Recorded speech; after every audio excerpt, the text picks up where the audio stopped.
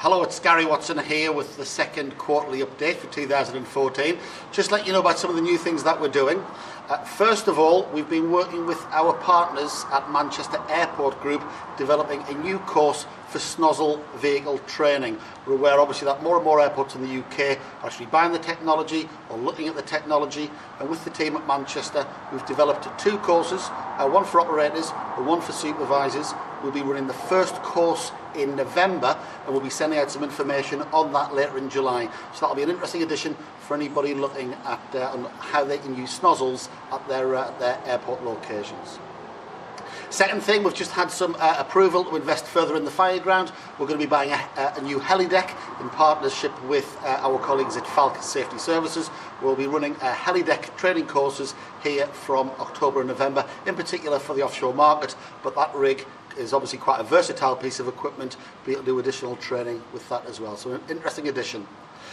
Speaking of the fireground, just last week we installed a new rig, a new wellhead, quite an interesting piece of equipment. Again, we'll be using that in particular for the offshore market, giving them something new to train on, creating some new interesting scenarios for that marketplace. So again, we're looking to develop the fireground, develop the capabilities, so when you come back, there's something fresh there for you. You can see here I'm just outside the accommodation block. We've been adding a few things here. Got the giant chess and the golf nets, which have created quite a bit of competition locally, I don't mind telling you. The guys from the British Virgin Islands were doing very well, and then the Nigerians came yesterday and showed us exactly how it's done. I think I mentioned in the previous video as well about my colleague Joanna Robinson, who was setting up that new talent management service for airports in the UK and overseas, in particular around apprenticeships. Joanna's been visiting a few airports looking at how we can use the apprenticeship route to give you new, fresh talent, fully trained in a very cost-effective way. And there are a number of airports already who've registered some inquiries with us, hopefully for deployment on the first apprenticeships in the final quarter of this year. If you'd like to know more about that, just give Joanna Robinson a call on 01325 333317. I think in the last quarterly brief I also showed you the VR suite. We've developed a course specifically for the VR. Clearly the VR capability is a component in some of the UK aviation courses and some of the overseas aviation courses, crew commander and supervisor. But we've now established a discrete course, a 2-day course for your crews to come here and just really test decision making and leadership in a very real and totally immersive environment. So if you'd like to find out more about that, it's all on the website, but you can give me a call and I can send you the information.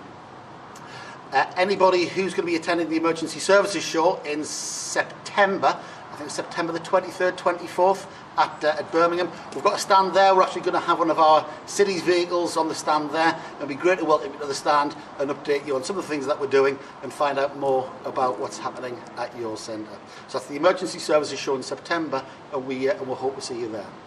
The other development behind the scenes is with Serco, broader Serco.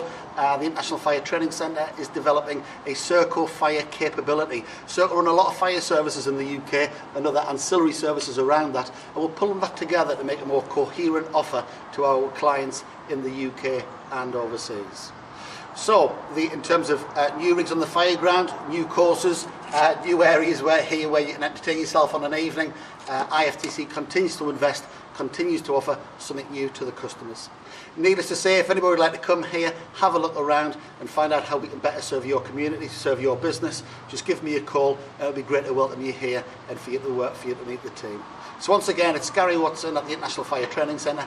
Thank you very much indeed for listening. Hopefully I'll see you at the Emergency Services Show, but if not, I'll be back in 3 months to give you a fresh update then. Thank you very much.